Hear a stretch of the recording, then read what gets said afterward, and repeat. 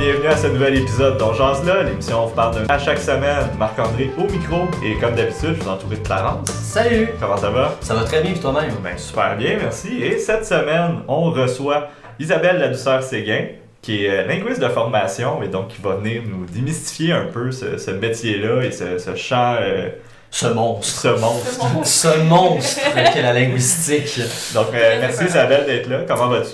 Ben, ça va très bien, merci. Merci de me recevoir. Je suis vraiment contente d'être là. Très content. Donc, je sais que tu avais quelques questions pour nous. Tu voulais vraiment nous lancer dans le vif du sujet, de définir ce qu'est la linguistique. On inverse les rôles aujourd'hui. C'est toi qui poses des questions, c'est nous qui répondons. Je vais replonger dans mes habitudes de chercheuse en linguistique, puis je vais aller poser des questions aux gens sur la langue. Je pense que je vais replonger dans mes cours de bac, là, j'ai l'impression. Écoute, ça va être magique. Je replonge dans rien, mais bon. C'est ça. Ben, en fait, je voulais commencer par vous demander ce que vous pensez que ça fait un linguiste, parce que j'en entends de toutes les couleurs. Quand j'explique aux gens que j'ai une maîtrise en linguistique, ils me demandent souvent, ils me posent des questions, puis ça me surprend parce que je vois ce qu'ils pensent que c'est, puis c'est souvent assez éloigné de la réalité. Donc, je vous pose la question, qu'est-ce que ça fait dans la vie un linguiste? Mais comme tu n'as jamais plongé là-dedans, Marc-André, je te demanderais de répondre en premier. C'est moi qui dois briser la glace. Ouais, c'est moi qui vais avoir la réponse niaiseuse. Ah oui, le politicien parle, c'est ça. Ben, vous savez, mais c'est sûr que la première chose qui me vient en tête quand j'entends linguiste, je viens penser, surtout dans le cadre de la langue française, je viens penser au vieux bonhomme à l'Académie française en France. OK. Espèce de gardien de la langue, puis de qu'est-ce que... Étymologiquement, puis tout ça, sémantiquement, qu'est-ce qui est la bonne chose, la bonne façon de parler français. Pas que je pense que... C'est celui qui définit le bon usage. Exactement, je pense que ça serait ça, mais je sais qu'il y a des aspects aussi plus reliés à la phonétique, donc comment qu'on va prononcer des mots, puis tout ça, puis l'historique après ça, selon les différentes régions, j'imagine, puis... OK. C'est mon idée générale. C'est un très bon début. Quand je disais tantôt que j'allais replonger dans mes cours de bac, c'est pas entièrement faux parce que j'ai fait un peu de linguistique dans mes études en littérature. Après, être capable de cerner entièrement ce que c'est que la linguistique, je pense pas que je serai en mesure de le dire. Par contre, la linguistique, moi, la première chose à laquelle je pense lorsque je pense à un linguiste, c'est pas du tout ce que tu dis, Marc. Moi, j'ai surtout fait des cours de linguistique historique. Donc, pour moi, purement et simplement, le linguiste, c'est un expert ou une experte dont la matière première, c'est la langue. J'imagine qu'aujourd'hui, c'est surtout la langue française qu'on va parler, donc dans ce cas-ci, c'est la langue française. Mais c'est un linguiste ou une linguiste, c'est quelqu'un qui, à mon sens, étudie la langue française dans toutes ses ramifications possibles. Donc, comme je viens de le préciser, autant sur le plan linguistique, comme pour dresser une histoire de l'évolution de la langue, comme tu l'as dit tantôt, Marc-André, sur le plan phonétique, sur le plan littéraire aussi, énormément, sur le plan de l'évolution, par exemple, de certaines expressions, dans différentes couches de la société également, dans différentes régions, mais c'est également quelqu'un qui étudie la langue sur le plan anthropologique, j'imagine, la langue comme facteur humain, la langue comme facteur culturel. Pour ça, je disais un monstre tantôt, parce qu'un linguiste, j'ai comme l'impression que c'est un expert ou une experte qui étudie la langue avec un L majuscule. Dans tout ce que ça peut... Dans toutes les incarnations possibles d'une langue. C'est très vrai, t'as raison. C'est vraiment des bonnes réponses, en fait. Je suis impressionnée. Yes! Parce que j'en entends vraiment de toutes les couleurs. Quand je dis que j'ai une formation de linguiste, on me demande si je suis traductrice. On me demande si j'enseigne le français. Puis ça démontre qu'il y a quand même une mauvaise compréhension de ce que c'est, puis en même temps c'est normal parce qu'on apprend beaucoup sur le français à l'école, mais on apprend une perspective de la langue qui est très spécifique à la grammaire du français standard. Okay. Fait qu'on apprend beaucoup ce que c'est le français standard, mais on connaît très peu les notions de langue au sens large, comme faculté cognitive humaine. Okay. Puis ça, c'est ce qui intéresse les linguistes finalement. À l'école, on apprend surtout la pratique actuelle de la langue. On apprend à pratiquer la langue, à la parler, à l'écrire. La linguistique, c'est beaucoup plus large que ça. J'ai l'impression que ça étudie les pratiques. Oui, mais en fait, oui.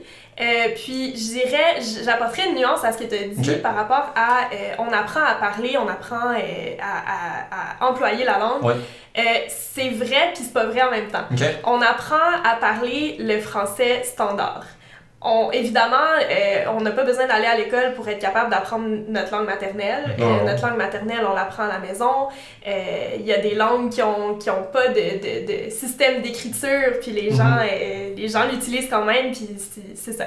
Fait qu'on a notre langue maternelle qu'on apprend dès l'enfance, même avant la naissance, l'enfant est capable de percevoir les différences entre deux langues différentes. Donc, il est capable de déterminer « Ah, là, j'entends ma langue maternelle, puis là, j'entends une langue étrangère. » Fait que même avant la naissance, l'enfant est capable de percevoir ça.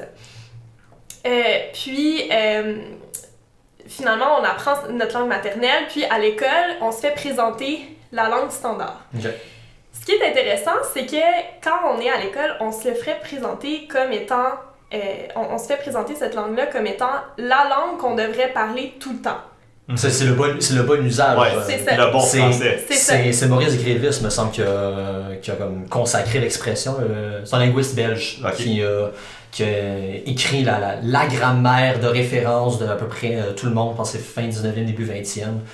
Je le savais, c'était pour nos auditeurs que je fais c'est ça. Donc le bon usage, c'est ça qu'on apprend à l'école. Oui, c'est ça qu'on apprend à l'école. Le bon usage, c'est pas mauvais en soi, c'est un autre registre de langue. Là où moi j'ai un peu un problème, c'est qu'on le présente comme étant la seule bonne façon de parler la langue. Puis ça c'est problématique parce que c'est pas vrai que c'est la seule bonne façon de parler. En tant que littéraire, je confirme. C'est ça. Si moi je parle à ma meilleure amie, puis je me mets à prononcer mes ne tout le temps. Je ne sais pas ce dont tu parles. Elle va me regarder vraiment bizarrement puis elle va me dire « T'es-tu tombé sa tête? » C'est pas vrai que ce français-là, on devrait le parler tout le temps, dans toutes les facettes de notre vie. Il a sa place, il est important, mais il devrait être réservé au contexte dans lesquels il est... attendu, c'est-à-dire les contextes formels. Hein. On parle de l'école, du travail, quand on va devant un juge, par exemple. Mais c'est pas vrai que le français qu'on apprend à l'école, c'est la langue. Puis là, j'aimerais faire un petit retour à ma question originale, ma question de départ, qui était « Qu'est-ce que la linguistique, qu'est-ce que ça fait un linguiste dans la vie? » Mais un linguiste, c'est quelqu'un qui étudie de façon objective et systématique le langage. Puis là, je veux faire une nuance entre langue et langage. Oui. Parce que c'est pas la même chose. En linguistique, on considère que le langage, c'est une faculté cognitive. C'est-à-dire que c'est pas quelque chose de tangible, c'est pas quelque chose qu'on est capable d'entendre. C'est vraiment la faculté qu'a notre cerveau d'apprendre les langues humaines, puis de se les approprier, puis de les faire évoluer. Décoder la communication. C'est ça, exactement. Okay. Donc, le linguiste s'intéresse à mieux comprendre les mécanismes qui régissent le langage dans le cerveau. Puis, pour arriver à ça, pour être capable d'aller chercher les connaissances sur le langage qui est intangible, le linguiste se sert des langues. Donc, les langues, c'est vraiment la porte d'entrée vers une meilleure compréhension du langage. Okay. Fait qu'un linguiste... en fait, j'ai une autre question pour vous. Ouais. Est-ce qu'un linguiste, un spécialiste du français, donc un linguiste qui travaille sur le français, est-ce qu'il est nécessairement francophone? J'imagine une question piège, je vais dire non, mais j'aurais pensé oui. Ça l'aide, mais... moi, je dirais non, effectivement. Juste parce que sur le plan anecdotique, mon professeur d'histoire de la langue est un Italien. OK. Mais il parlait français. Mais il parlait français. Ah, c'est sûr. Non, évidemment. Mais c'est-à-dire que dans le contexte précis de la question, mettons, un linguiste de la langue française, il n'a pas besoin de parler français pour enseigner la langue, ça je veux dire. Okay, tu veux dire comme langue maternelle ou parler français, point? Non, comme langue maternelle. Moi j'y allais dans le sens beaucoup plus large de parler français, point. Ok. Je veux dire, non, langue maternelle c'est évident, là, je veux dire. Non. Si tu apprends assez bien une autre langue, tu peux l'enseigner. Ok, donc un linguiste qui travaillerait sur le français, il faudrait qu'il parle français pour... Encore là, je pense que c'est une question piège, je vais dire non, mais j'aurais tendance à dire oui. Ok, c'est en effet une question piège parce que non, un linguiste n'a pas besoin de parler la langue qu'il étudie. Puis en fait, ça, on s'entend que c'est très commun qu'un linguiste qui spécialise dans une langue X parle cette langue-là et la comprenne et puisse se communiquer dans cette langue-là. C'est très commun, mais c'est pas obligatoire. Et il y en a des linguistes qui travaillent sur des langues qu'ils ne connaissent pas du tout. Puis je pense surtout aux linguistes de terrain. Donc des gens qui vont aller dans des communautés linguistiques où, dans le fond, le linguiste ne connaît pas la langue de cette communauté-là.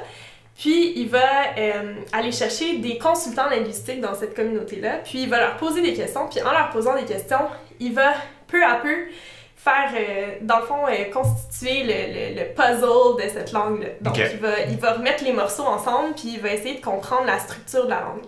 Puis ça, j'en ai fait de ça. Okay. Puis c'était incroyable. C'est plus précisément ton expérience, c'était-tu avec la langue française ou c'était avec une autre?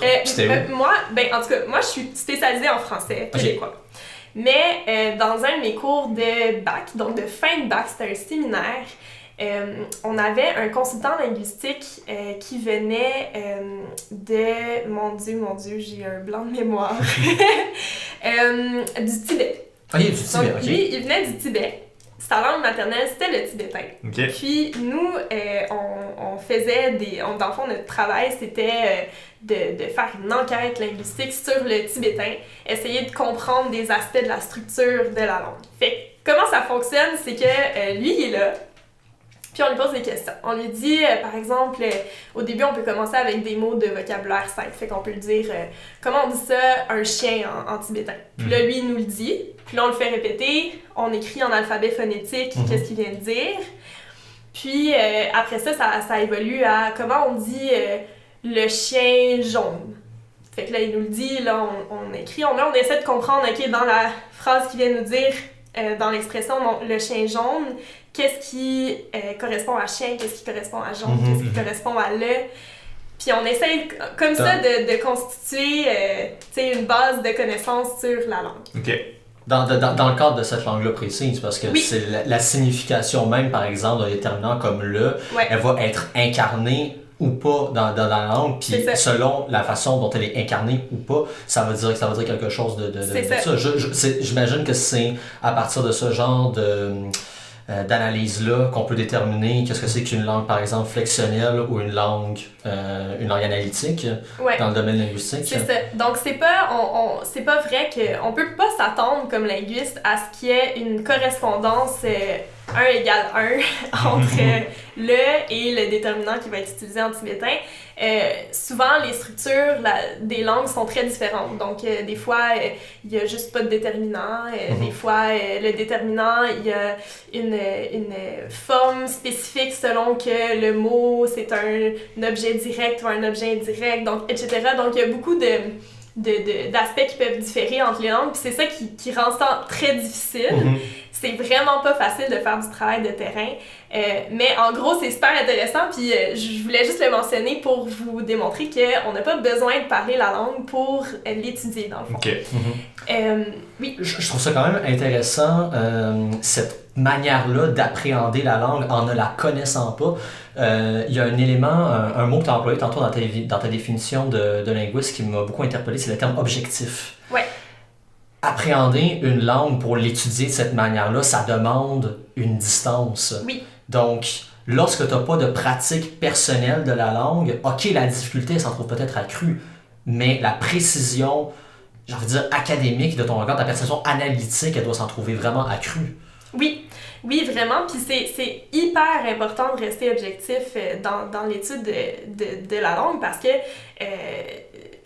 les cultures diffèrent beaucoup. la langue est très, très, très liée à la culture, puis il faut vraiment respecter la langue, puis la culture qui l'accompagne.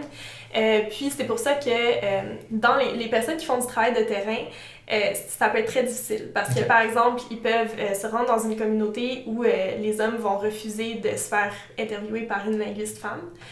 Ou l'inverse, là. Donc ça peut être très difficile, puis comme linguiste, tu vas pas arriver puis dire non, moi je suis une femme puis je m'en fous de votre culture puis de vos... moi je vais vous interviewer. Non, ça marchera pas. Ça marchera pas, t'auras pas les données dont t'as besoin, puis tu risques d'aliéner les gens puis ils voudront plus participer à ton travail. Puis c'est la même chose pour les linguistes qui font du travail de terrain dans les communautés autochtones au Canada. Il y a vraiment une grande importance de ce que le linguiste peut apporter à la communauté. Il y a des communautés qui considèrent la langue comme étant sacrée. Donc, de donner ces connaissances-là à une personne qui est extérieure, c'est ça, qui est extérieure à la communauté, ça peut être très, très mal vu. Donc, il y a des communautés qui se refusent complètement à participer à des études linguistiques, puis c'est correct. Puis, il y a des communautés qui acceptent. Puis là, dans le fond, le linguiste va vraiment s'assurer qu'il redonne à la communauté parce qu'il aura pris des données pour sa propre carrière et ses propres travaux. Donc, en échange, il va peut-être pouvoir créer un dictionnaire de cette langue-là pour la documenter. T'avais une question par rapport à ça? Je me demandais justement comment, en tant que linguiste, on peut redonner à la communauté, surtout pour reprendre ton exemple, lorsqu'on se retrouve au sein de communautés où la langue est quelque chose de sacré. Comment tu retournes comment est-ce que tu effectues l'échange d'un élément de culture auquel on accorde autant de valeur? C'est ça. Donc, chaque communauté va vraiment avoir des idées spécifiques par rapport à comment ils veulent que le linguiste contribue ça peut être à protéger la langue, à la diffuser, à en faire la promotion. Donc, il y a des linguistes qui pourraient créer du matériel didactique en travaillant avec les personnes qui enseignent la langue de la communauté pour les aider à enseigner la langue plus facilement. Ça peut être de créer des bases de données, de textes qui ont été écrits dans cette langue-là ou de comptes d'enregistrement de gens qui parlent la langue pour avoir c'est ça, se faire passeur de cette culture-là. Exactement. Fait qu'il y a plein de façons pour le linguiste de participer à protéger la langue, etc. Puis un linguiste qui travaille avec une communauté comme ça, c'est une relation qui se construit sur des années. Là. C'est vraiment... t'arrives pas dans une communauté puis dire « Bon, je vous interviewe puis je m'en vais » puis ça finit là. Non. Il faut vraiment... Puis tu sais, la confiance de ces communautés-là, les chercheurs blancs, donc elle peut être assez trouble, donc c'est ça. Il y a un gros travail de développer une relation avec la communauté dans ce temps-là. Il y a un médecin poète que j'admire beaucoup personnellement qui s'appelle Jean Désy, qui lui œuvre, c'est pas un linguiste, mais il œuvre dans cette même optique d'échange culturel et communautaire avec les populations, les Premières Nations. Et lui, ça fait des années qu'il écrit de la poésie, mais depuis maintenant, on l'associe à un certain courant de littérature de l'autochtonie parce qu'il a contribué à travers les années, autant sur le plan personnel que sur le plan social, à tisser des liens culturels avec ces communautés-là. Donc, mais oui, comme tu dis, ça s'élabore sur des années parce que Jean Désy fait partie du paysage littéraire québécois depuis assez longtemps déjà. C'est ça. Donc, c'est vraiment important. Puis, on parlait d'objectivité, ça rentre vraiment beaucoup dans ça. On n'est pas là pour juger la façon dont les gens parlent. On est là pour essayer de comprendre ce que les locuteurs d'une langue connaissent de leur langue. Donc, un locuteur, c'est une personne qui parle une langue. Normalement, quand on parle de locuteur, on parle de gens dont c'est la langue maternelle, mais pas tout le temps. En général, on parle des gens dont c'est la langue maternelle. Puis, c'est ça. Donc, comme linguiste, on cherche à comprendre ce qu'un locuteur connaît de sa langue. Donc, nous, on n'est pas là pour dire « Ah, toi, tu parles bien, toi, tu parles pas bien, wesh, qu'est-ce que c'est ça? On est là... Je te juge! C'est ça! On est là pour documenter les langues dans le but de mieux comprendre les fonctions cognitives du langage. OK. Donc, c'est ça qu'on fait, les linguistes. En gros, pour répondre à ma question du début... 15 minutes après. 15 minutes plus tard, on a réussi à y répondre. Donc, l'Académie française, Marc-André, je suis désolé, mais non. Non, Je suis quand même content d'abord. C'est ça. Moi aussi. Moi, il y a l'Académie française, mieux c'est. Exactement. Donc, mais c'est intéressant parce que la linguistique n'a pas toujours été comme ça. OK. On lit des textes assez vieux parfois dans le cadre des études en linguistique, puis on peut lire des textes qui ont été écrits au début des années 1900 ou même avant ça, par exemple des prêtres qui se rendaient en Amérique dans des communautés sauvages entre guillemets, puis là tu sais il se disait des choses assez intéressantes sur la langue de ces gens-là, comme quoi c'était primitif, etc. Donc la linguistique n'a pas toujours été objective, mais je dirais depuis le début du 20e siècle, ça s'est beaucoup orienté vers ça et de plus en plus dans les années qui précèdent, les dernières années, finalement. Puis pour illustrer ça, je vous raconte une petite anecdote. Mon grand-père est aussi linguiste. Okay. Il était à la retraite maintenant. Puis mon grand-père a fait son doctorat en linguistique à Strasbourg dans les années 60. Donc, c'est ça. Belle période pour étudier la linguistique, oui. Ça. Structuralisme, post-structuralisme avec Lukács et Goldman, là, ça doit être assez marrant comme... C'était une époque assez intéressante, effectivement, pour étudier la linguistique. Et ce qui est intéressant, c'est que lui, il a étudié la linguistique en France. Puis, mon grand-père a eu une carrière, pas de linguiste, mais de grammairien. Donc, mon grand-père a publié un dictionnaire de verbes français. Puis, quand on allait manger chez lui, à la fin du repas, si je disais que j'étais pleine, il me corrigeait pour me dire que non, je ne suis pas pleine, je suis repue. Donc, ça me donne une idée du personnage, puis... Est-ce que c'est Monsieur Becherel? Ce n'est pas Monsieur Becherel, mais pour l'histoire... Dictionnaire de verbes. Pour la petite histoire, mon grand-père est allé à Paris faire une présentation à l'Académie française dans ce temps-là, où il a publié son dictionnaire. Puis, dans le fond, il a présenté sa classification des verbes qui est différente du Becherel. Puis, il y avait beaucoup d'intérêt de la part des maisons d'édition là-bas pour remplacer le Becherel par le Séguin, qui est le nom du dictionnaire de verbes de mon grand-père. Mais finalement, Becherel a vraiment pas aimé l'idée, puis ils ont un peu cassé ça dans l'œuf. Donc... Dire qu'aujourd'hui, je pourrais avoir un Séguin entre mes mains. Franchement. Je sais, c'est très frustrant, écoute. Mais ça donne une idée que, dans le fond, un linguiste qui a eu sa formation dans les années 60 et qui est devenu professeur de didactique du français dans le seconde, disons que lui, il s'était assez éloigné du courant de la linguistique qu'on connaît aujourd'hui. Fait que quand moi, j'ai des conversations avec mon grand-père sur la linguistique, c'est toujours drôle parce que je lui apprends beaucoup de choses. C'est assez intéressant. Donc, tout ça pour dire que t'étais pas si loin que ça avec l'Académie française, mais je dois dire que ça a beaucoup changé depuis. Donc, aujourd'hui, les linguistes sont vraiment pas là pour polisser. Non, c'est ça. C'est vraiment pas une approche prescriptive. Donc, l'approche prescriptive, c'est de dire il y a une bonne et une mauvaise façon de parler.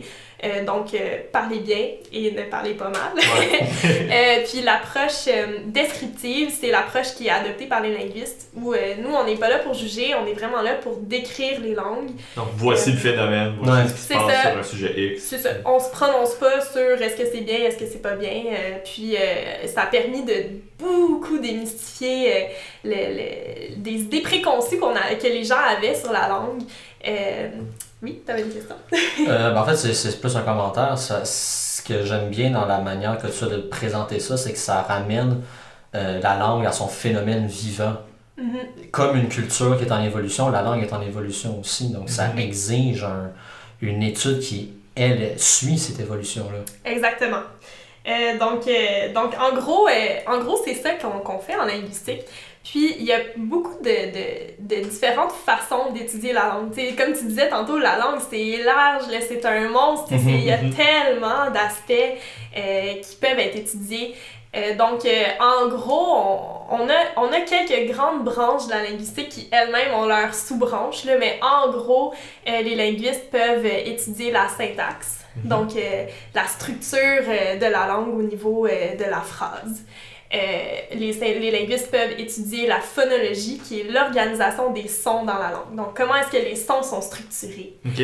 On peut étudier la phonétique, qui est beaucoup plus... la phonétique, ça rentre presque dans la physique. Parfois, en phonétique acoustique, on étudie des spectrogrammes qui sont une représentation visuelle des ondes sonores. Des ondes sonores, exactement. Donc, moi, en regardant un spectrogramme, je suis capable de dire, OK, ben ça, c'est un A, ça, c'est un F. Ça, c'est un E quand tu fais le montage. C'est ce que j'allais dire. Moi, maintenant, je reconnais l'onde pour un E parce qu'à cause du logiciel de montage. Mais ça sent que c'est un linguiste phonétique sans le savoir. Bon, je vais aller chercher mon diplôme. Donc, exactement. Donc, la phonétique, c'est une science très exacte. Donc, on a tendance à penser que la linguistique, c'est une science molle. Ça peut l'être. Je me sens jugé, là. Mais non. Écoute, non, du tout.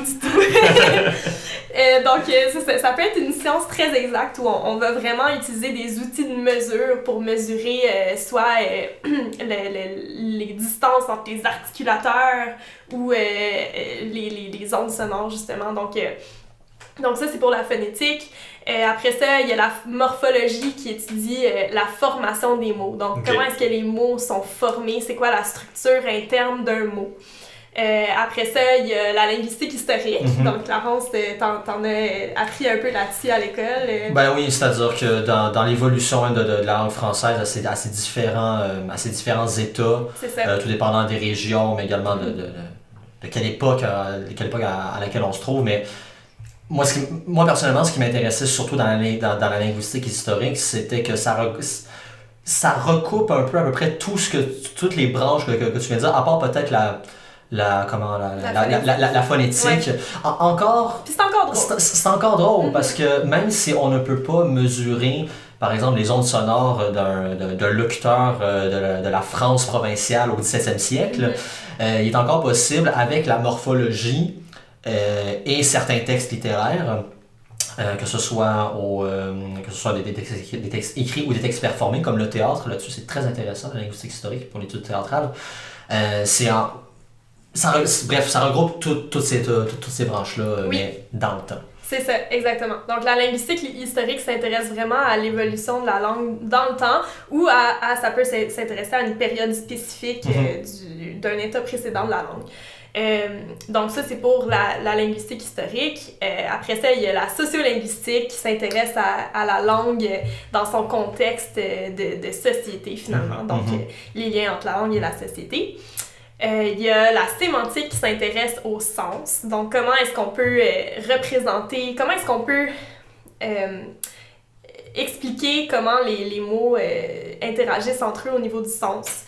Puis, pour en avoir fait, ça ressemble vraiment à des équations mathématiques, les équations de sémantique. C'est beaucoup de la logique. Donc, on pense que c'est facile, tu sais, le sens des mots, c'est tellement simple, mais non. Comment...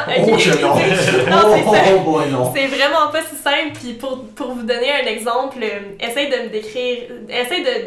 me donner la définition d'une chaise. Comment on explique le sens du mot chaise? Une table beaucoup plus basse et beaucoup moins grande. Avec un dossier. Avec un dossier. Ouais, sinon c'est un tabouret. Mais un banc, c'est ça. C'est la même chose. Fait un banc puis un banc, une chaise, un tabouret. C'est la même affaire. Mais, OK, pourquoi qu'on a 3 mots différents pour ça? Tu sais, je vois avec ça. rapidement où... Ça peut aller Dès que tu très veux loin. aller dans le spécifique, C'est ça. c'est plus difficile. Donc, la sémantique, c'est vraiment difficile. J'ai vraiment bûché dans mes cours de sémantique. C'est pas ce que t'as préféré. Non, vraiment pas. Mais c'est tellement intéressant! C'est Moi, c'est ce que je hyper préfère. intéressant. Mais t'as jamais fait des équations sémantiques? Non, j'ai jamais fait donc, d'équation sémantique. On Par s'en contre. reparlera quand Ouais, on aura ok. fait. Ouais, ok, c'est bon. C'est bon. Moi, je me sentais au secondaire en classe de maths, puis j'ai pas apprécié ce petit retour en arrière. Mais Mon Dieu, mathématiques 536 appliqué à la sémantique, non ouais, merci. non, c'est ça. C'est assez brutal, mais c'est très intéressant, effectivement. Donc, c'est ça. Donc, il y a tout plein de branches dans la linguistique. Puis, si ça vous intéresse, mes branches, mes spécialités en linguistique, ce sont la phonologie, donc l'étude de la structure des sons, et la sociolinguistique. Donc, je suis sociophonologue. Puis, je n'irai pas vous expliquer mon projet de maîtrise parce que vous n'allez pas m'aimer. Je me l'ai déjà expliqué, puis je pense juste qu'on n'aurait pas assez de temps dans une émission non. y faire justice. C'est Tu parlais justement de socio-linguistique, puis Oui. tout ça, puis je pense, j'ai une question qui, je pense, va aller rejoindre plusieurs de nos auditeurs, puis comme adepte donc des sciences humaines au sens large, on entend souvent parler de Noam Chomsky. Oui. Surtout pour son travail plus politique ou sociologique. Sociologique, ouais. c'est ça. Oui. Pas tout le temps facile. Mais à la base, c'est un linguiste de formation, puis j'en connais assez pour savoir qu'il est vu comme une figure assez marquante, pratiquement révolutionnaire Oui. dans le domaine de la linguistique. Fait que je serais curieux de, pour ceux justement comme moi qui le connaissent plus pour son côté politique, sociologique, c'est quoi en linguistique qu'il a fait? Pourquoi c'est une sommité là-dedans aussi? T'sais? Oui. En fait, c'est très intéressant parce que Chomsky a fait beaucoup en sociologie puis en sciences politiques, mais en linguistique, il était un théoricien de la linguistique finalement. Okay. Donc, il a travaillé beaucoup en théorie linguistique. Surtout, lui, c'est un syntaxicien, donc sa spécialité, c'est la syntaxe. OK. Mais ce qui a révolutionné en linguistique, c'est que lui, il voulait vraiment répondre à des grandes questions de la linguistique. En linguistique, c'est vraiment facile de te sur-spécialiser là, dans une petite affaire. Puis moi, c'est un peu ça que j'ai fait. C'est pour ça que je veux pas vous expliquer mon projet de recherche parce que c'est hyper pointu. Mais des fois, on oublie qu'il y a des grandes questions qui restent sans réponse. Puis il y a beaucoup de linguistes qui travaillent sur ces grandes questions-là. Puis Chomsky, c'en était un. Lui, finalement, il voulait poser la question... À quel point est-ce que le langage est inné, puis à quel point est-ce qu'il est acquis? OK. Donc, au départ, on avait vraiment une pensée en linguistique que quand on est un tableau vide, un tableau blanc. On n'a pas de structure prédéterminée dans nos cerveaux qui nous permettent d'apprendre nos langues maternelles. Puis Chomsky a amené l'idée que peut-être que c'est pas vrai ça. Peut-être qu'on est avec des structures déjà prédéfinies qui facilitent l'apprentissage de la langue maternelle. Puis lui, dans le fond, son travail, ça a été d'essayer de démontrer qu'effectivement, il y a ces structures-là qui sont universelles dans les langues du monde. Donc lui, son argument, c'était si on est capable de trouver des structures qui sont universelles dans les langues du monde, ça démontrerait que l'espèce humaine invente ses langues humaines dans un cadre restreint. OK. Puis que pour qu'un humain puisse créer une langue, puis l'apprendre, puis la parler, il faut que cette langue-là corresponde à certains critères. Donc, en gros, c'était ça son approche. Okay. Puis les gens ont vraiment beaucoup travaillé sur des sujets qui étaient capables d'aller répondre à est-ce que Chomsky a raison, est-ce qu'il a tort. J'ai peur de pas tout à fait comprendre en fait. Chomsky, son postulat, c'était que dans la multiplicité et la diversité des langues humaines, du langage humain plutôt, il existerait cognitivement une espèce de schéma inné dans le cadre duquel on façonne nos langues? Oui, c'est ça. Okay. C'est que les langues évoluent et apparaissent dans un cadre restreint. Fait que dans le fond, tu parlais tantôt justement de tableau blanc. Oui. Dans le fond, c'est l'idée que là, Il y a un cadre à ce tableau-là. c'est ça.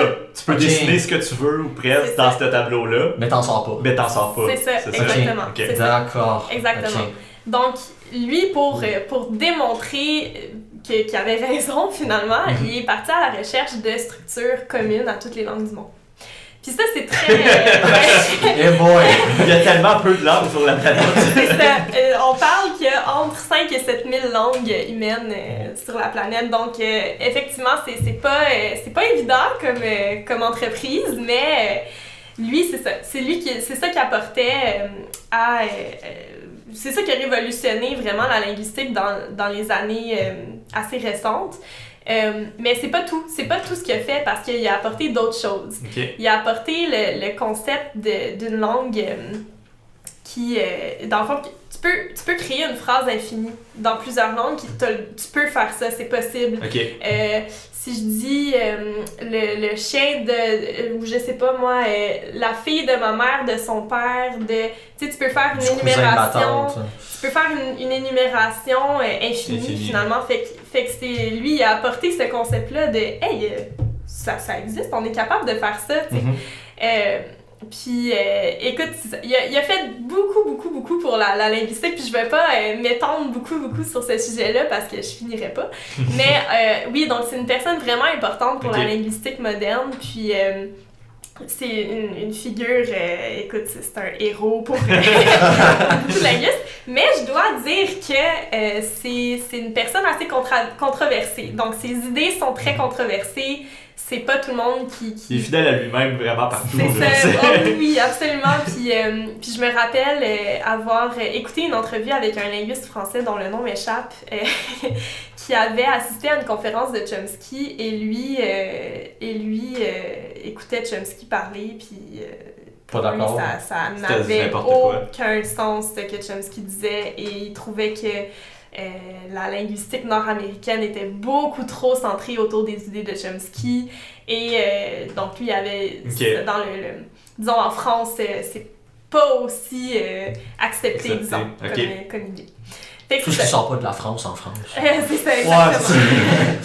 C'est ça. Ça me surprend pas que cette critique-là vienne d'un Français, ouais. Puis ça fait pas qu'elle est pas valable, là, mais... On les aime. C'est ça. Mais pour ajouter à ça, de plus en plus, on tend à démontrer que Chomsky n'avait pas raison par rapport aux universaux de la langue. Okay. Donc, on a de la misère à prouver que ça existe des universaux de la langue. Okay. Donc, ça génère encore plus de recherches là-dessus, puis on s'en va vers quelque chose de très intéressant, mais il semble que Chomsky ait eu tort sur ce point. Okay. Donc, mais c'est intéressant qu'il l'ait soulevé, puis qu'on ait exploré cette question. Ça a ouvert vraiment une autre dimension complètement dans les recherches. Là. Oui, puis nos modèles théoriques qu'on utilise en linguistique pour illustrer la théorie, finalement. Ces modèles-là ont changé dans le temps pour refléter ces évolutions-là.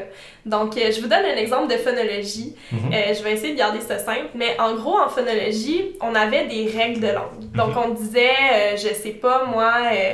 le son V devient F en fin de mot, par exemple. Okay.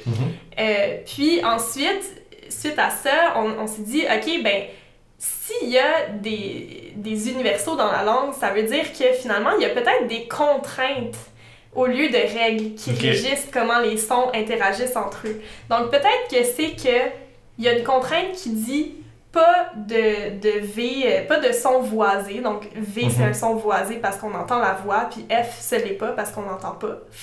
On n'entend pas la voix. Il y a peut-être une contrainte qui dit qu'en fin de mot, t'as pas le droit d'avoir un son voisé. Puis peut-être que cette contrainte-là est plus haute dans la hiérarchie dans certaines langues, puis plus basse dans la hiérarchie dans d'autres langues. Fait que les modèles théoriques ont évolué dans le temps pour refléter ces questions-là qui étaient soulevées. Donc, on a exploré, voir si ça fonctionnait au niveau théorique. Puis, est-ce qu'on a assez d'exemples concrets de langues du monde pour soutenir ces pensées-là puis ces théories-là. Fait que c'est ça. Donc, je vais boucler la boucle avec ça parce que je veux pas trop perdre les gens, mais en gros, c'est ça. On parle de linguistes, de figures de la linguistique qui font œuvre, non seulement dans la linguistique, mais ailleurs, pour reprendre un peu dans le même sujet, mais revenir un peu au contexte québécois, il y a une linguiste dont j'aime beaucoup les idées, même si je ne suis pas d'accord entièrement avec elle. C'est Anne-Marie Bégin-Baudouin. Oui, Baudouin-Bégin. Baudouin-Bégin, oui, Oui. excuse. Mieux connue sur les plateformes de réseaux sociaux comme sous le nom de l'excellente linguiste. Oui. Je sais que tu l'as lu un peu. Beaucoup. J'adore l'excellente linguiste. Je sais qu'elle apporte une perspective précisément sur le français québécois qui non seulement replace la langue française québécoise comme phénomène en évolution, comme phénomène vivant, oui. et qui, et par ce postulat-là, ce serait comme dans le fond un prétexte pour ouvrir toutes les écoutilles pour qu'on se réapproprie la langue, mais d'une manière tout à fait libre. Mais juste pour mettre en contexte nos auditrices et nos auditeurs, juste nous dire qui est l'excellente linguiste et quelles sont ses idées principales, parce que ça, c'est très actuel et j'aimerais beaucoup t'entendre là-dessus.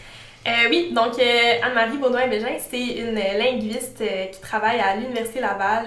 C'est une chargée de cours, donc elle enseigne. Je sais qu'elle a fait de la recherche, je sais pas à quel point elle est encore impliquée beaucoup en recherche, mais je sais qu'elle enseigne beaucoup la linguistique. Okay. Puis elle a publié des livres sur la linguistique, mais qui s'adressent à un grand public, là, donc pas nécessairement des linguistes, mais vraiment à monsieur, madame, tout le monde. Publié chez Somme Toute, en passant. Oui, exactement. Donc un s'appelle La langue rapaillée, puis l'autre, je me rappelle plus... Je m'en rappelle plus non plus. Ouais. Je sais que le premier, La langue rapaillée, c'était contre l'insécurité linguistique des Québécois. Et son deuxième, qu'elle a fait paraître, je pense, 1 an et demi, 2 ans après, toujours chez Somme Toute, c'était plus plus contextualisé dans l'évolution de la langue. Ouais, le premier, c'est plus la langue comme phénomène social, précisément au Québec. C'est ça. Le deuxième, c'est plus dans l'évolution de la langue dans ce contexte-là. C'est ça, exactement. Donc, elle, ce qu'elle fait, puis je soutiens à 100% son travail parce que je pense que c'est hyper important, mais dans le fond, son argument, c'est... puis c'est vraiment un argument qui est confirmé en linguistique, là. C'est pas controversé en linguistique nécessairement, mais en gros, son argument, c'est... si on contraint les gens à utiliser seulement le français standard dans tous les contextes de la vie, on les empêche de s'approprier la langue, puis on les limite dans comment ils peuvent utiliser la langue, puis comment ils peuvent voir la langue comme un outil de représentation identitaire. OK. En gros. Puis, c'est problématique, selon elle, parce que si tu limites les gens dans la façon dont ils peuvent utiliser leur langue, ils risquent de l'abandonner pour une autre langue qui leur donne plus de liberté, en l'occurrence, ici, l'anglais. Ouais. Puis, je soutiens ça à 100% parce que c'est vrai que c'est pas réaliste de s'attendre à ce que les gens parlent toujours pareil. Ce n'est pas. Puis c'est vrai que d'entendre une Denise Bombardier qui nous dit qu'on parle mal puis qu'on devrait parler comme elle, ça me donne pas le goût de me faire ça. Non, exactement. Puis ça soulève la question de comment on contrôle ça, ou juste comment les gens parlent dans leur salon. Est-ce qu'on veut donner le pouvoir à l'État de contrôler ça? Est-ce que ça soulève des questions, là, tu sais, d'aller trop dans l'extrême dans cette pensée-là. Donc l'objectif des linguistes, c'est aussi de passer le message de vous parlez pas mal. C'est pas vrai qu'on parle mal. On parle comme on parle pour des raisons socio-historiques, puis parce que la langue évolue comme elle évolue, puis on peut pas enfermer la langue dans un carcan puis la figer dans le temps. C'est pas possible, ça. C'est pas possible, et c'est pas quelque chose qu'on veut finalement, parce qu'une langue figée, c'est une langue qui évolue plus, c'est une langue qui est plus vivante finalement, c'est une langue morte. Une langue figée, le latin, c'est ça, le latin, c'est une langue figée, mais il y a plus personne qui parle ça comme langue maternelle. Fait que donc, on s'entend, le latin a évolué dans plein d'autres langues, mais disons, le latin classique, personne ne parle ça comme langue maternelle, on s'entend. Donc, une langue vivante, c'est une langue qui évolue, c'est une langue qui change, c'est une langue qui a de la liberté d'aller... de prendre les directions qu'elle veut, en guillemets. Nécessaire pour s'exprimer dans son contexte social et historique et culturel. Donc, on veut pas, finalement, enfermer la langue dans un carcan parce que ça voudrait dire qu'on pourrait plus évoluer comme peuple, qu'on pourrait plus s'adapter à notre environnement, ce serait une tragédie, finalement, de faire ça. Donc, les linguistes, ce qu'on dit, c'est... de un, c'est normal que la langue change dans le temps. Ouais. Ça a toujours été le cas. On peut vous montrer des siècles et des siècles d'évolution linguistique. De deux, c'est pas vrai que les anglicismes, ça met la langue en danger. Il y a des linguistes qui considèrent qu'environ les 2/3 du vocabulaire de l'anglais viennent du français. Ben oui. C'est ça. Dans le fond, on fait juste se réapproprier notre langue. Non, c'est ça. Depuis 400 ans. Et on parle de termes qui sont utilisés dans la langue courante, dans la langue anglaise. Je veux dire, le meilleur exemple qui me vient en tête, c'est challenge. Challenge, qui est un dérivé de l'ancien français challenge, qui veut dire exactement ce que ça veut dire en français, en anglais. On n'a plus ce mot-là en français aujourd'hui.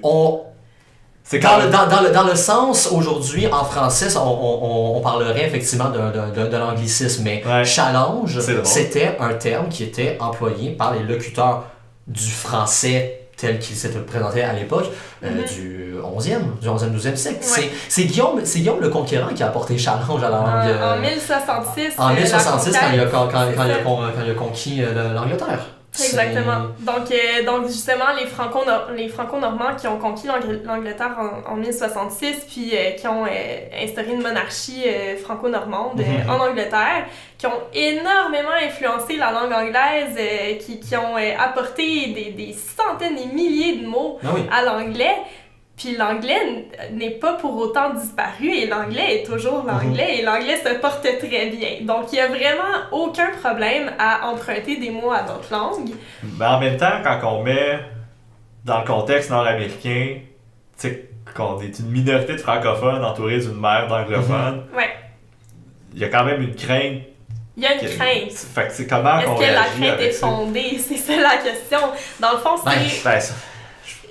Sans trop rentrer dans la politique, si on retourne aux chiffres pré-loi 101, il y avait une tendance qui était là, qui était inquiétante, qui a été stoppée, puis même inversée avec la loi 101. Mais je vais apporter la nuance. Là, on parle vraiment d'emprunt. On parle pas d'abandon de la langue au profit d'une autre langue.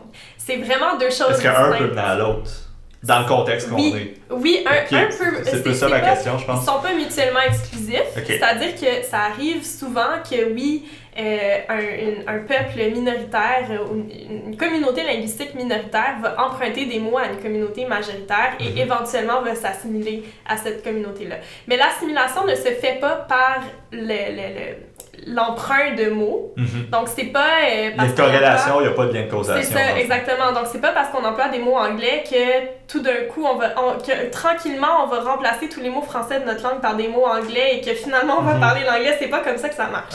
Donc, comment ça fonctionne? C'est quand il y a vraiment un abandon d'une langue pour une autre langue. Puis ça, je peux donner l'exemple du français louisianais parce que c'est un exemple assez flagrant parce que ça s'est passé tellement vite. En quelques générations, le français louisianais a disparu. Puis pour donner un peu de contexte, pourquoi est-ce que les gens parlaient français en Louisiane? C'est parce qu'au départ, c'était une colonie française.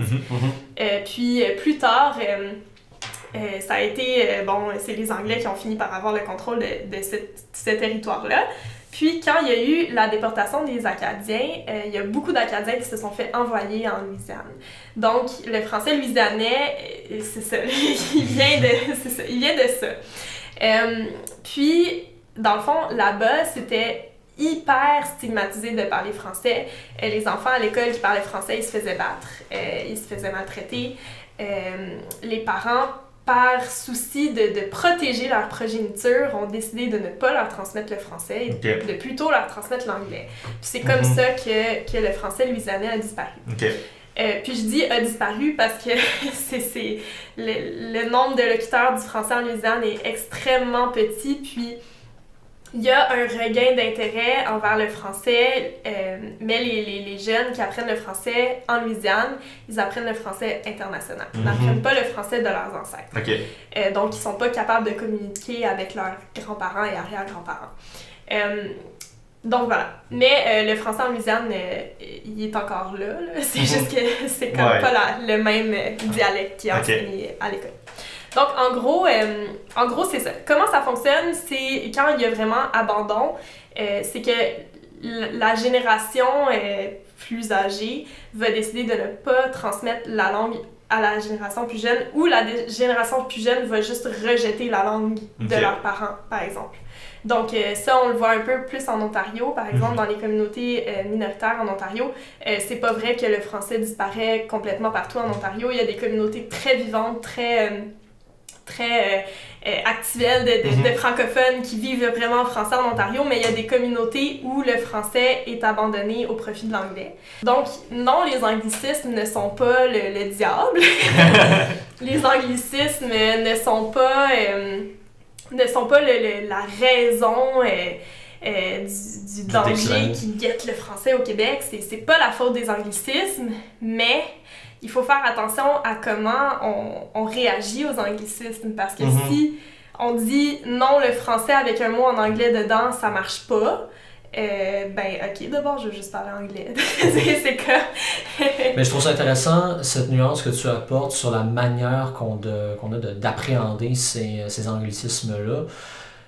Est-ce que tu penses qu'en tant que linguiste, il y aurait un moyen, dans le fond, d'arrimer le besoin qu'ont les locuteurs de s'identifier à la langue, sur le plan personnel, et la nécessité, disons, plus politique, disons, à ce qu'on plus collective, de préserver un usage du français. Je dis pas bon ou mauvais, juste un usage. Que les gens juste continuent de parler français. Est-ce qu'il y a un juste milieu? Oui, en fait, puis je pense que c'est là que peut-être l'insolente linguiste est peut-être un petit peu moins nuancée dans son discours. Puis je sais ce qu'elle veut dire, mais je pense que les gens ont tendance à un peu mal interpréter ce qu'elle dit. Dans le sens où l'insolente linguiste, Anne-Marie Baudouin-Bégin, ne dit pas à tout le monde de parler en joual, entre guillemets, tout le temps, partout, dans tous les contextes, même les contextes formels. C'est pas ça qu'elle dit. Elle, ce qu'elle dit, c'est arrêtons de taper sa tête des gens quand ils parlent français dans leur salon. Laissons-les s'approprier leur langue familière, puis laissons-les parler leur langue de tous les jours. Puis arrêtons de leur mettre la pression, puis de tout le temps, qu'ils soient tout le temps insécures. Oh mon Dieu, est-ce que je parle bien? Est-ce que je parle mal? J'ai dit tel mot, mais c'est pas correct. S'excuser tout le temps de parler français, mais est-ce qu'on peut arrêter de s'excuser de parler français au Québec, tu sais? On parle français, c'est bien, c'est une bonne chose. Même si c'est pas le français des livres de grammaire, c'est du français quand même. Puis au niveau strictement linguistique, il n'y a rien qui peut prouver que le français québécois est inférieur au français de France. Il y a rien au niveau strictement... un gars qui devrait se le faire rappeler. Mais... théorique, c'est ça, structurel, qui prouve, parce que dans le fond, on peut dire « Ah, mais le France est tellement plus riche, il y a tellement plus de vocabulaire. » Mais c'est totalement faux. C'est totalement faux. C'est totalement faux. Juste sur le plan des infrastructures et des institutions de la langue, le Québec est à des années-lumière devant la France. Juste un exemple, quand j'étais en voyage dans les derniers mois, j'avais une discussion avec une fille que j'ai rencontrée là-bas, et je lui disais que dans le texte de la loi 101, je ne sais pas si c'est la loi 101, en tout cas, c'est une règle commerciale au Québec. Les commerces qui n'ont pas dans leur nom de commerce une consonance française ou qui ont un terme direct à l'anglais, ils sont obligés de mettre en sous-titre le type de produit qu'ils servent, et ce sous-titre-là, il doit être en français. Ça vaut pour les commerces qui n'ont pas changé leur nom déjà pour quelque chose, pour un terme français. Le meilleur exemple, c'est Bureau en gros. Ouais. En anglais, c'est Staples. C'est un des seuls aussi. Et c'est l'un des seuls. Le Pharmaprix. Le Pharmaprix. Ouais, Shoppers. Mais oui, c'est... Je disais pas que c'était le seul, je disais que c'était le seul, mais effectivement, c'est la loi 101. Et c'est pour ça justement que tu vas voir Best Buy, il va être écrit en dessous magasin d'électronique, quelque chose du genre. Et en fait, la réaction donc, de mon ami lorsque je lui ai dit ça, c'est est-ce que ça... Moi, je vois ça comme un obstacle à la liberté d'expression, alors que l'institution de la langue au Québec qui est plus forte de par notre situation sociétale et géopolitique éloquente. Les institutions sont forcément plus fortes pour maintenir cet usage-là. Parce qu'on ressent le danger, finalement. Alors, absolument. Alors qu'en France, c'est pas du tout le cas. Je veux dire, en France, les publicités, le 3/4 d'entre elles, il y a des termes anglais et comme de l'ironie, dans le slogan anglais, vous allez avoir un petit astérix avec une note en bas de page avec la traduction française en France. En même temps, son point, sa liberté d'expression n'est pas faux, mais c'est juste qu'on a fait le choix au Québec de privilégier des droits collectifs avant des droits individuels. Ben, c'est un peu ça que j'ai justement par rapport à notre contexte. C'est ça. Donc, comme je disais tantôt, c'est ça, c'est pas vrai de dire que le français de France est plus riche que le nôtre. On a autant de vocabulaire que eux, c'est juste que notre vocabulaire est différent. Puis oui, peut-être qu'eux, ils ont plus de vocabulaire littéraire, etc. Mais tu sais, encore là, c'est encore drôle parce que le vocabulaire littéraire, ben, c'est qui concrètement qui l'utilise à chaque jour? C'est les personnes, c'est les littéraires, les gens qui travaillent là-dedans, puis on en a au Québec, puis ils utilisent du vocabulaire littéraire aussi, là. Fait que... Je pense même qu'on n'a même pas besoin de rentrer dans le domaine littéraire pour mesurer l'impact d'un tel phénomène de dépréciation d'une langue qui ne serait pas, d'une langue française qui ne serait pas celle de la France. Il y avait déjà cette concentration autour de la métropole parisienne dans l'histoire géolinguistique du français en France. Oui. Dans l'histoire de l'évolution de la langue française en France, il y avait toujours un territoire qui était beaucoup plus prescriptif et c'était le territoire parisien. Et on s'en rappelle assez peu, là, mais l'uniformisation de la langue française comme langue d'usage en France, c'est un phénomène qui est apparu à la fin de la Seconde Guerre mondiale. Le nationalisme linguistique a commencé à faire à forger ses premières armes partout en Europe à la fin de la guerre de 1870, la guerre franco-prussienne. Mais il a fallu un autre 70-80 ans avant que l'uniformisation de la langue en France se fasse. Donc, c'est un phénomène qui est très très lent et qui convoque une dynamique qui est extrêmement difficile à saisir, j'imagine même pour des linguistes qui en font profession. Parce qu'on rappelle qu'en France, avant justement ces années-là, il y avait des patois qui étaient parlés dans toutes les régions, puis ils se comprenaient pas nécessairement entre eux, puis c'était pas, il y avait vraiment pas la langue de la France, là. Donc finalement, bref, tout ça pour dire que c'est pas vrai que le français est inférieur au français de France. Il faut se rappeler que les perceptions sur la langue sont basées sur des aspects socio-historiques. Pourquoi est-ce qu'on trouve que le français de France est meilleur? Parce que c'est le français de l'État colonisateur qui est encore vu comme étant plus prestigieux, plus culturellement intéressant. Donc, on se déprécie à beaucoup de niveaux et au niveau de la langue aussi parce qu'on a ces perceptions-là. Mais c'est pas vrai. Donc... Puis en terminant, là, le classique des anglicismes. Bon matin, là. Ouais. Moi, j'aime ça dire bon matin. C'est pas sûr. T'as le droit, Marc-André. Je me donne ce droit. Oui, je te confirme que t'as le droit de dire bon matin. Et il y a une excellente vidéo d'Anne-Marie Baudouin-Bégin, l'excellente linguiste, sur YouTube, qui parle justement de cette expression-là, qui serait un anglicisme, mais elle donne comme exemple... je mange une pomme, ça doit venir de I eat an apple. Fait que... C'est sûr, quand t'as juste à coller 2, 3, 4 mots ensemble, pas mal tout est un anglicisme ou un whatever is de tout, là. C'est ça. Donc, puis elle aussi, elle apporte l'argument de... Tu sais, si quelqu'un te souhaite un bon matin, fais-le pas chier. C'est comme gentil de souhaiter bon matin. Ouais, c'est ça. Fait que non, il faut vraiment pas se sentir complexé de le dire. Et puis, c'est ça. Au travail, je dis fièrement bon matin à mes collègues à chaque jour. Et je ne m'empêcherai pas de le dire. Bon matin à tous. Bon matin. À quelle heure vous écoutez cet épisode. Voilà. Parfait. Ben écoute, on va conclure ça. On est déjà rendu à une bonne heure de discussion. Isabelle, merci beaucoup d'être venue. Ben, ça m'a fait plaisir. Super, Merci de fun, m'avoir super reçu. intéressant. Clarence, merci comme à l'habitude. Les deux, j'ai trouvé les deux ouvrages de Anne-Marie Baudouin-Bégin. La première, c'est la langue rapaillée, comme on a dit tantôt. Le deuxième, c'est la langue affranchie. Voilà. Donc, tous les deux parus chez Somme Toute. Donc, si nos auditrices et nos auditeurs veulent poursuivre leur réflexion. Si on pas Google. aussi. Parfait. Ben merci. Et merci à vous, chers auditrices, chers auditeurs. Je vous rappelle qu'on est disponible sur Podbean, YouTube, Google Play, Spotify et Apple Podcasts. Sur Apple Podcasts, très important de nous laisser 5 étoiles et des commentaires pour qu'on monte un petit peu dans le classement. On a aussi une page Facebook que je vous invite à liker et partager. Donc voilà, merci tout le monde et on se dit à la semaine prochaine. À la semaine prochaine. Bye!